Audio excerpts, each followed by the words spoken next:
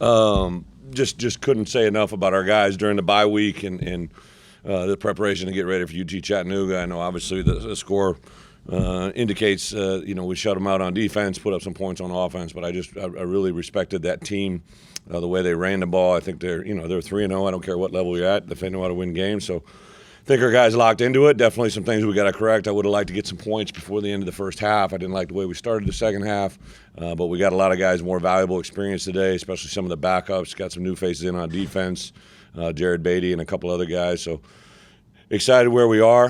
Disappointed that we're not at this venture. We got 3 wins, obviously. Would love to have 4, but I think we've learned a lot about our team in these first 4 games, and now we'll take a nice 9-day preparation into the Wisconsin game. I thought overall, our guys played pretty clean today. There was a big point of emphasis during the bye week.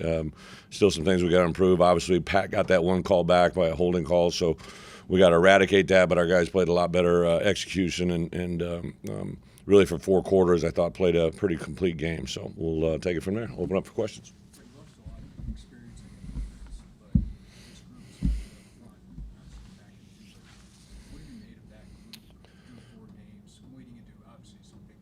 Yeah, we got a tremendous, I think, group of players on defense that play with a lot of confidence. I think they have a lot of faith in their coaches. I couldn't be happier with Ryan, Aaron, J-Mo, Andy, and Kevin. I thought those guys each week just kind of continue to find ways to motivate the guys, give them an advantage. I think they'll get stronger as the year goes on because we have intelligent players on defense that understand the advantage of film and tells and things that give them some advantages before the snap. I heard our guys talking 2 days ago, which would be the equivalent of like a Thursday practice on just things that were being alerted before the snap, and that's just something that's continued to grow. We have a group that's very, very engaged, and now some younger players continue to play well, and that gives us depth. I know you have a first-string defense at the end of the Virginia game.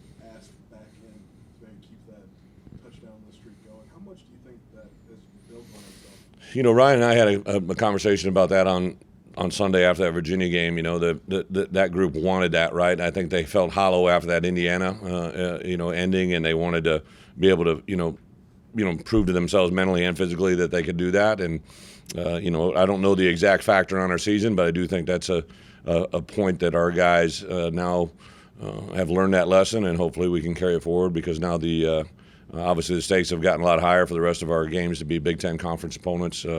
Starting off with 3 in a row here in our division, it's going to be a big. I said this, during our bye week, we got a big month of football in front of us for this program. To have this game close out the way it did, now to go at Wisconsin and come back to back with 2 home games here. Hopefully, get a great crowd because I think this group is fun. They're exciting to watch and they're eager to please. Coach, you knew when you came here you're going to play Wisconsin out there eventually. Have you thought about this game at all? Obviously, there's a lot of history. I always tell our players, right? I've never met a successful man that isn't proud of where he came from. I'm actually from Illinois. I coached and played at Iowa. I went to Kansas State for a little bit and spent a big part of my career as a Wisconsin coach, both as a coordinator and head coach. I'm very proud of the things I accomplished there, but none of those accomplishments are going to help us next Saturday, right? Nothing that we did there on the field is going to carry forward. I have a lot of great people that I'm close with, to this day. Paul Christ and I consider a very good friend in this profession. Jimmy Leonard was the first player that I ever visited with at the University of Wisconsin. Coach Alvarez said, hey, if you get Jimmy, you're going to get them all. So he and I were the first player I ever visited with during my tenure there, and obviously he's a very accomplished D coordinator. My wife and I got married there. You can't get more special than that, right? So, that's all part of ththings that are pertaining to me. This is about the University of Illinois. So really, other than the fact that everybody else was going to make a big deal of it, I've turned down a lot of, I had different TV organizations and people reach out and want to do a special on my return, and I turn them all away just because I want this to be about the University of Illinois going to Wisconsin. Game to game, or even maybe practice to practice, are you seeing the development and the progression for Tommy? Yeah, Tommy is, and you guys found out, right? But for heaven's sakes, that first game, right? He finds out after the game that he loses his grandmother, right? And then he went home during the bye week and celebrated her life, right? So Tommy is, the more I'm around him, the more I'm just very impressed with who he is, what he represents. I think as a skill set, he has all the tools that you want a quarterback to have, and he also has the intangibles. So we're 4 games into the Barry Lunny offense, right? And I think you begin to see how that thing can click. I've seen it in practice, but I really challenged our guys. Actually, on Thursday's practice, I didn't like the way we kind of ended, so I made the offense stay out and do extra reps and play a little bit cleaner, and I'm glad I did because I think you saw that today in the way they executed. Coach, I think this was the first career start for Gabe Backus. What did you see from his play today? What's kind of the ceiling? Gabe is strong, athletic. It was kind of Kevin and I were kind of having this conversation. Even though he's a rookie, first start, like you said, like he just does not get wowed by the moment. He's, his mom raised an incredible kid. His brother is very influential in his life, and he's a very serious kid that nothing really phases him. He's got a great sense of humor, demeanor, very engaged, but. I also looked at our defense. I believe defensively we have 6 guys from the state of Florida that start for us, right? So just another great addition of, during our bye week, I'm going to go down to Florida for 2 days. I found my wife from Florida. So obviously I've been very well in life in Florida, and hopefully that part is going to continue to grow because those players have been a huge impact in this program. Yeah. So as you guys see, Pat's a big, athletic, strong hands, can run through tackles. He's got a longer stride, so it may not look like he's running as fast as he truly is, but we're just scratching the surface of what he's going to be. I think he's a nice complement to Isaiah. And then you saw that was kind of a neat sight on that far sideline when Isaiah took it off and they were running stride for side there. 2 different kind of stride lengths, but 2 guys that cover a lot of ground. So I'm excited to see those guys continue to grow. You throw that in a combination of, Chase with Josh McCray. I think Josh is very close to getting back here with us. And then obviously Reggie, I thought, did some nice things in there today. Our tight ends continue to be productive. I'm excited about the growth of our O-line. I think this offense is something that can be special.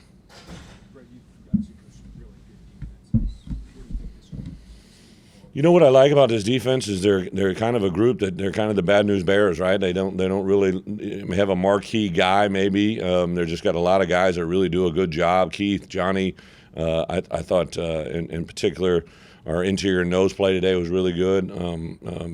I think our linebackers between C.J. Hart, Dark, and Tariq, those guys. C.J. became a dad on Thursday. I mean, how many? Or not Thursday, on Tuesday, I guess it was, right? So to go through those things and still play the way they did, it's just a really impressive group. I do think the glue, it sounds kind of weird, I think the glue of Spoon, Sid, and Kendall, and obviously Quan, they're just so steady back there.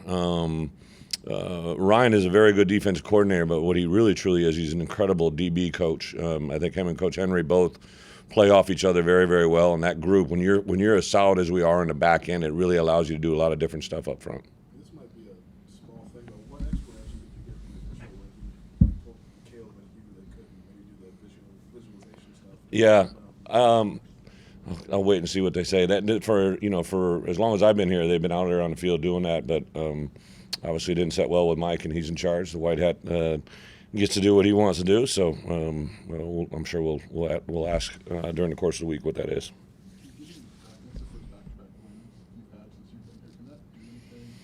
It was a lot for me. It was something I didn't really bring up or mention to our players, but I'm fully aware of that. There's a lot of firsts going on in this program, right? So when I first got the call from Josh, I just thought Illinois could be something that hasn't been in a while, right? And just blown away today. I find out, Chase, first time a running back in the University of History, had rushed 5 games for 100 yards. I had no idea that's kind of just what we do, right? Ever since I've been head coaching, you're gonna have a guy rush for 100 yards. That's how you win football games.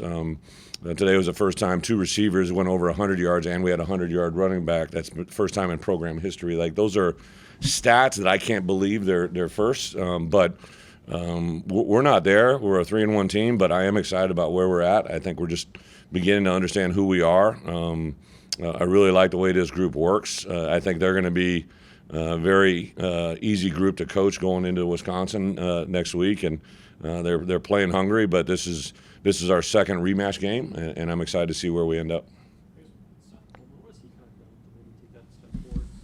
Seth Coleman. Yeah, Seth's been a very impressive guy. We had a little team meeting last night, and I brought up Zeke. I'm like, just anybody has any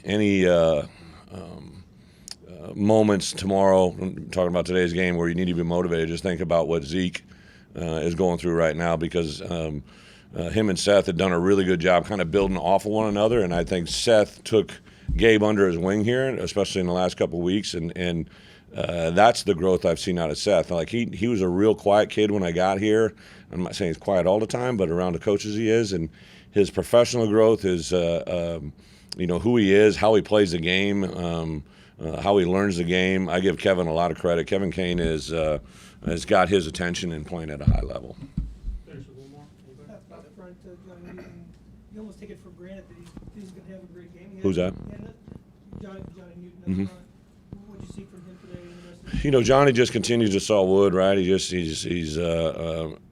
Johnny is a very, for a defensive lineman, his football acumen and IQ is really high. He's really taking advantage of early down rushes. Johnny loves the game of football. I can't tell you. I'll be sitting, it was during the bye week on a Monday night football game, right? And I'm in Utah of all places, and I get a text from Johnny. He's like, "Hey, coach, did you see the rip reach there?" Right? Like he loves football. His mom and dad have raised a really, really exciting kid to be around. He's not really long, but he's got really good power. Got great demeanor. I think people rally around him. He's really taken a step of maturity as well. So, Johnny's just kind of a steady Eddie, and going to be rewarded because of it.